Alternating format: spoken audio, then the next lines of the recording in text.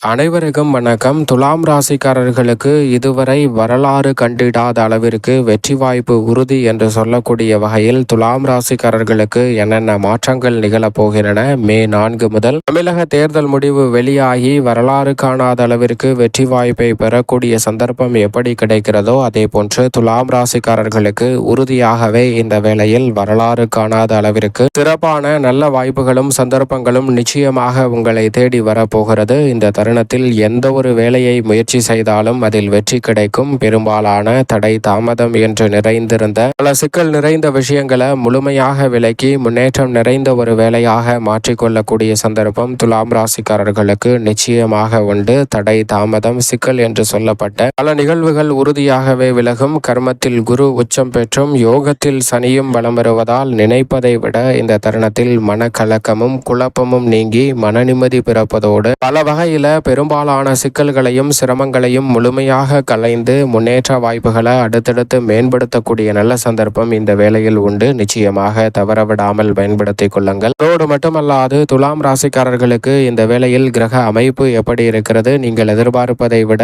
மிக பெரிய அளவிலான மாற்றம் எப்படி கிடைக்க போகிறது, யாருக்கு மிக பெரிய அளவில் இந்த தருணம் மாற்றி அமைக்க போகிறது என்பதையும் சற்று விரிவாக பார்க்கலாம் வாங்க. தமிழ்நாடு தேர்தல் முடிவு 2026 மே மாதம் 4ஆம் தேதி வெளியாக இருக்கிறது. இது யாருக்கு சாதகமாக அமைய போகிறது என்பதை விரிவாக பார்க்கலாம். அது மட்டுமல்லாது இதுவரை வரலாறு காணாத அளவிற்கு வெற்றி உறுதி என்று சொல்லக்கூடிய வகையில் மே 4இல் அப்படி என்ன சிறப்பான மாற்றங்கள் நிகழ இருக்கிறது என்பதையும் பார்க்கலாம். அது மட்டுமல்லாது பொதுவாகவே இந்த வேளையில் கிரகநிலைகளின் அமைப்பை பார்க்கும் போது மிக வலுவாக மிக விரைவில் குரு உச்சம் பெற போகிறார். இதற்கு பிறகு செவ்வாய் ஆட்சி பலம் பெற போகிறார். ஏற்கனவே சுக்கிரன் ஆட்சி பலத்துடன் வலம் வரக்கூடிய வேளையாக பார்க்கப்படுகிறது. மிக வலுவாக உச்ச பலத்துடன் சூரியன் வலம் வருகிறார். அரசியல் துறைக்கு அதிகாரம் கொண்டிருக்கக்கூடிய முக்கூட்டு கிரகமான சூரியன், சுக்கிரன் மற்றும் புதன் கிரகநிலைகளை பொறுத்தவரை சூரியன் உச்ச பலம் பெற்றும் சுக்கிரன் ஆட்சி பலம் பெற்றும் இந்த வேளையில் புத ஆதித்ய யோகத்தை ஏற்படுத்தி கொடுக்கக்கூடிய அமைப்பில் புதன் வலம் வருகிறாருங்க. நிழல் கிரகமான ராகு மிக வலுவாக சனியின் ஆட்சி வீட்டிலும் சனி குருவின் ஆட்சி வீட்டிலும் வலம் வருகின்றனர். அது மட்டுமல்லாது கேது இந்த வேளையில் மிகவும் வலுவாக சிம்ம ராசியில் சூரியனின் ஆட்சி வீட்டில் வலம் வருகிறார். சந்திரன் இந்த தருணத்தில் தேய்புரை சந்திரனாக மாறியிருக்கிறாருங்க.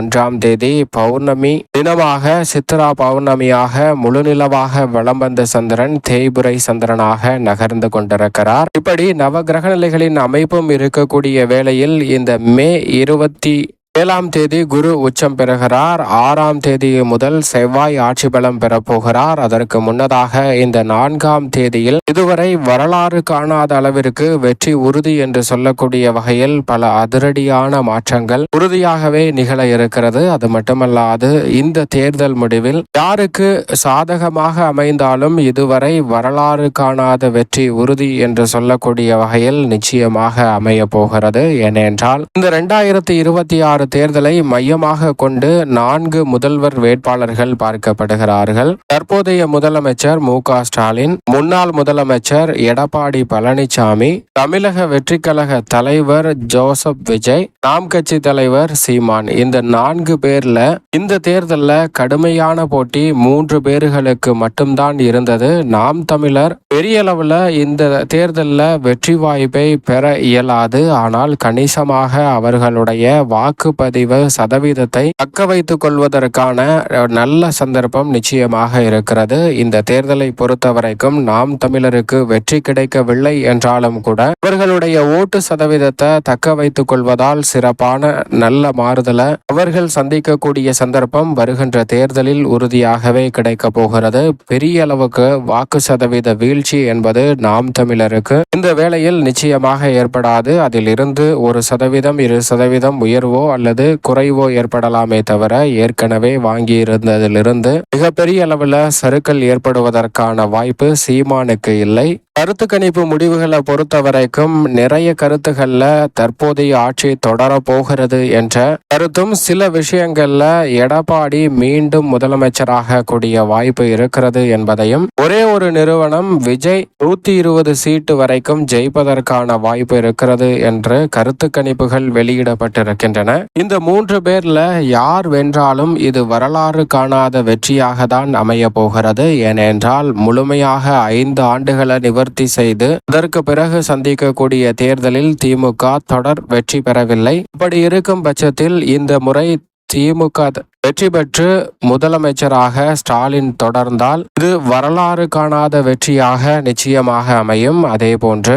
2016க்கு பிறகே சந்திக்கக்கூடிய அனைத்து தேர்தல்களிலும் பெருவாரியான வாக்கு சதவீதத்தை வைத்திருந்தாலும் பெரிய அளவில் வெற்றி கிடைக்காமல் பல தோல்விகளை தடுமாற்றங்களை சந்தித்து வரக்கூடிய எடப்பாடி பழனிசாமி வெற்றி பெற்று முதல்வர் ஆகும்போது பல தோல்விகளுக்கு பிறகு மீண்டும் வரலாறு காணாத வெற்றியாக அமைவதற்கான சந்தர்ப்பம் உறுதியாகவே இருக்கிறது. அதற்கு காரணம் அதிமுகவில் மிகப்பெரிய அளவிலான ஆளுமை நிறைந்த தலைவரான எம்ஜிஆர், ஜெயலலிதா போன்ற மிகப்பெரிய அளவில் ஃபேஸ் வேல்யூ உள்ள தலைவர்கள் இல்லாமல் வெற்றி பெறுவது என்பது வரலாறு காணாத வெற்றியாக உறுதியாகவே அமையும். ஏனென்றால் சினிமா துறைக்கு சம்பந்தப்பட்ட 2 தலைவர்கள் முதலமைச்சர்களாக இருந்திருக்கிறார்கள். அவர்களை தவிர வெற்றி பெற்று முதலமைச்சராகும் போது வரலாறு காணாத வெற்றியாக இது அமையக்கூடிய சந்தர்ப்பம் உண்டு. அதே போன்று சினிமாவை பின்னணியாக கொண்டு வந்திருக்கக்கூடிய திரு ஜோசப் விஜய் வெற்றி பெற்றால் கட்சி ஆரம்பித்து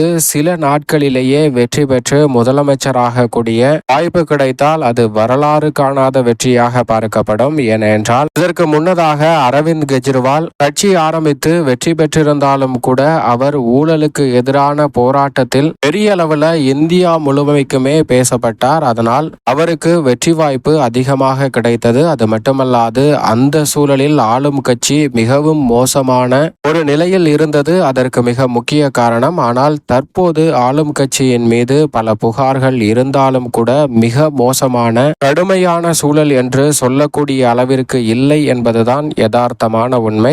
ஆளுங்கட்சியில் பிரச்சனை இல்லை என்று சொல்லவில்லை, மிகப்பெரிய அளவில் விஸ்வரூப பிரச்சனைகளாக பெரிய அளவில் இல்லை. சில ஊழல் குற்றச்சாட்டுகள் இருந்தாலும் 2G போன்ற மிகப்பெரிய அளவிலான குற்றச்சாட்டுகள் இல்லை என்பதும் ஆளுங்கட்சிக்கு சாதகமான ஒன்றாக பார்க்கப்படுகிறது. இப்படி யார் ஜெயித்தாலும் இது வரலாறு காணாத வெற்றியாக தான் இந்த தருணம் அமைய போகிறது. அதே சமயம் இன்னும் கருத்துக்களை சுருக்கமாக சொல்ல வேண்டும் என்றால் கடுமையான போட்டி எதிர்க்கட்சிக்கும் ஆளும் கட்சிக்கும் இருக்கிறது. யார் வெற்றி பெற்றாலும் இது வரலாறு காணாத வெற்றியாக உறுதியாகவே அமைகிறது. சுய ஜாதகத்தின் அடிப்படையில் பார்க்கும்போது இந்த 3 பேருக்குமே ஆளுமை நிறைந்த பொறுப்புகளில் வருவதற்கான நிறைந்த யோகம் இருக்கிறது. இந்த வாய்ப்புகளை வரிசைப்படுத்தினால் முதலாவதாக மு.க. ஸ்டாலினுக்கும், 2வது வாய்ப்பாக எடப்பாடி பழனிசாமிக்கும், 3வது வாய்ப்பாக ஜோசப் விஜய்க்கும் இருக்கிறது.